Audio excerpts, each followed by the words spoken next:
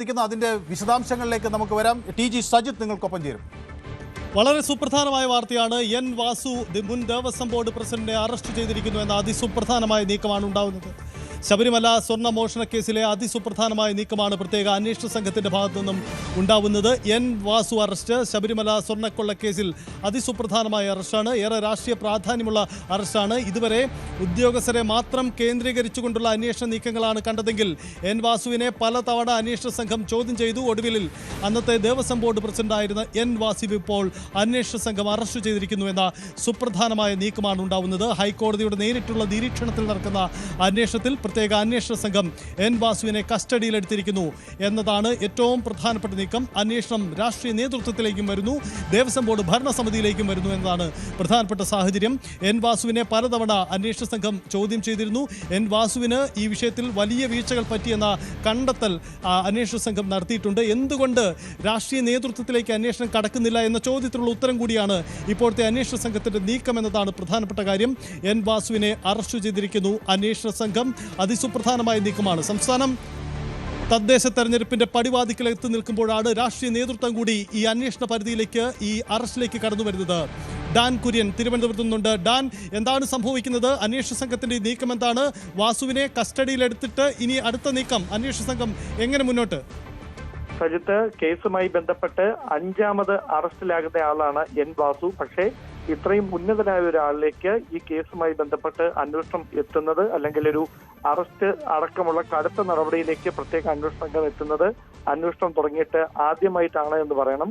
കാരണം 2ാമത്തെ ഇടക്കാല റിപ്പോർട്ട് ഹൈക്കോടതിയിൽ സമർപ്പിച്ചതിന് പിന്നാലെ തന്നെ എൻ വാസുവിനെതിരെ കടുത്ത നടപടി ഉടൻ ഉണ്ടായേക്കുമെന്ന തരത്തിലുള്ള സൂചനകൾ ഉണ്ടായിരുന്നു. വാസുവിനെ കസ്റ്റഡിയിലെടുക്കാൻ വൈകുന്നതിനെതിരെ വലിയ രാഷ്ട്രീയ വിമർശനം ഉയരുന്ന ഒരു സാഹചര്യം ഉണ്ടായിരുന്നു. അതിനിടയിലാണ് പ്രത്യേക അന്വേഷണ സംഘത്തിന്റെ തലവൻ SP ശശിധരനും അതോടൊപ്പം ക്രൈംബ്രാഞ്ച് മേധാവി ADGP H വെങ്കടേഷും ഇതുമായി ബന്ധപ്പെട്ട റിപ്പോർട്ട് കഴിഞ്ഞ ദിവസം കോടതിയിൽ സമർപ്പിച്ചത്. അവിടെ അന്വേഷണ പുരോഗതി റിപ്പോർട്ടിൽ വ്യക്തമായി തന്നെ മുൻ ദേവസ്വം കമ്മീഷണറായിരുന്ന എൻ വാസുവിന് ഈ കേസിലുള്ള പങ്കാളിത്തം എന്താണ് എന്ന് കൃത്യമായി പരാമർശിച്ചിരുന്നു. പക്ഷേ സുധീഷ് കുമാറിനെ ഉൾപ്പെടെ വിശദമായി കസ്റ്റഡിയിൽ ചോദ്യം ചെയ്തതിന് ശേഷമാണ് എൻ വാസുവിന്റെ അറസ്റ്റിലേക്ക് നീങ്ങുന്ന കടുത്ത നടപടി പ്രത്യേക അന്വേഷണ സംഘത്തിന്റെ ഭാഗത്തു നിന്ന് ഉണ്ടായിരിക്കുന്നത് എന്നതാണ് എടുത്തു പറയേണ്ടുന്ന കാര്യം. 2019 മാർച്ചിൽ ദേവസ്വം കമ്മീഷണർ ആയിരുന്ന എൻ വാസു വാതിൽപ്പാളിയിലെ സ്വർണം ഉരുക്കി മാറ്റുന്ന നടപടിക്ക് കൃത്യമായ അറിവോടെ നേതൃത്വം നൽകിയെന്ന തരത്തിലാണ് അന്വേഷണ സംഘത്തിന്റെ കണ്ടെത്തൽ. അങ്ങനെയാണ് കേസിൽ 3ാമത്തെ പ്രതിയാക്കി അന്വേഷണ സംഘം FIR-ൽ വാസുവിന്റെ പേര് ഉൾപ്പെടുത്തുന്ന ഒരു സാഹചര്യം ഉണ്ടാകുകയും ചെയ്തത്. ആദ്യം എൻ വാസുവിന്റെ ഈ കേസിലെ പങ്ക് എന്താണ് എന്നത് സംബന്ധിച്ച കൃത്യമായ ഒരു മറുപടി പ്രത്യേക അന്വേഷണ സംഘത്തിന്റെ ഭാഗത്തുനിന്ന് പുറത്തു വന്നിരുന്നില്ല. പക്ഷെ പിന്നീട് ഈ 4 പേരെ വിശദമായി ചോദ്യം ചെയ്തതിലൂടെയാണ് വാസുവിന് ഈ സംഭവങ്ങളുമായിട്ടുള്ള ബന്ധം എന്താണെന്ന് വ്യക്തമാക്കുന്ന തെളിവുകൾ അന്വേഷണ സംഘം കണ്ടെത്തിയത്. അങ്ങനെയാണ് കടുത്ത നടപടിയിലേക്ക് മുൻ ദേവസ്വം കമ്മീഷണറും ദേവസ്വം ബോർഡ് പ്രസിഡന്റുമായിരുന്ന എൻ വാസുവിനെതിരെ കടുത്ത നടപടിയിലേക്ക് അന്വേഷണ സംഘം കടക്കുന്നത്. അതായത് 2019 മാർച്ചിൽ വരെ ദേവസ്വം കമ്മീഷണർ, പിന്നീട് അതേ വർഷം നവംബർ മാസത്തിൽ വീണ്ടും ദേവസ്വം ബോർഡ് പ്രസിഡന്റായും എൻ വാസു എത്തുകയായിരുന്നു എന്നതാണ് എടുത്തു പറയേണ്ടുന്ന കാര്യം. എൻ വാസുവിന്റെ എതിരെ കടുത്ത നടപടി ഉണ്ടാകുമെന്ന് ഏറെക്കുറെ ഉറപ്പായിരുന്നു. പക്ഷെ അതിനപ്പുറത്തേക്ക് മറ്റേതെങ്കിലും ഉന്നതരിലേക്ക്, അതായത് 2019 ഭരണസമിതിക്ക് നേതൃത്വം നൽകിയത് പത്മകുമാർ ഉൾപ്പെടെയുള്ളവരായിരുന്നു. പത്മകുമാറിനെ അടക്കം 2ാമത്തെ FIR-ൽ പ്രതിപട്ടികയിൽ ഉൾപ്പെടുത്തിയിട്ടുമുണ്ട്.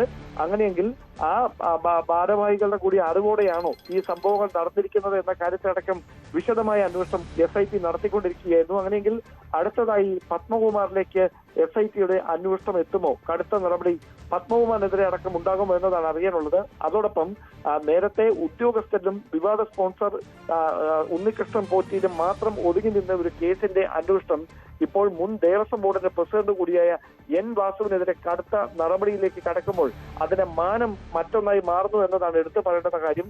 തദ്ദേശ തെരഞ്ഞെടുപ്പിന്റെ വിജ്ഞാപനം പുറത്തു വന്നതിന് പിന്നാലെ ഇങ്ങനെയൊരു നടപടി SIT-യുടെ ഭാഗത്തു നിന്ന് ഉണ്ടാകുമ്പോൾ അത് രാഷ്ട്രീയ പ്രചാരണ വിഷയമായി മാറുമെന്ന കാര്യത്തിൽ ഒരു തർക്കവും വേണ്ട. അങ്ങനെയെങ്കിൽ ഈ ശബരിമലയിലെ സ്വർണ്ണക്കൊള്ളയ്ക്ക് രാഷ്ട്രീയ ഉന്നതനും കൂട്ടുനിന്നു എന്ന തരത്തിലുള്ള വലിയ പ്രചാരണം പ്രതിപക്ഷ കക്ഷികളുടെ ഭാഗത്തു നിന്നുണ്ടാകും. അതിനിടയിൽ ഇങ്ങനെയൊരു നീക്കം എൻ വാസുവിനെതിരെ ഉണ്ടാകുകയും അത് തുടർന്ന് ഏത് തരത്തിലുള്ള നടപടിയിലേക്ക് ഇനി കടക്കും എന്നതിലാണ് വ്യക്തത കൈവരാനുള്ളത്.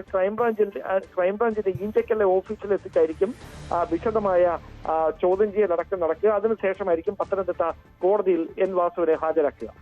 അതിസുപ്രധാനമായ നീക്കമാണ് അന്വേഷണ സംഘത്തിന്റെ ഭാഗത്തുനിന്നുണ്ടാവുന്നത്. 2019 ദേവസ്വം ബോർഡ് ദേവസ്വം കമ്മീഷണറായിരുന്ന കാലയളവിൽ നടത്തിയ ചില ഇടപെടലുകളാണ് വാസുവിനെ കുടുക്കിയിരിക്കുന്നത്.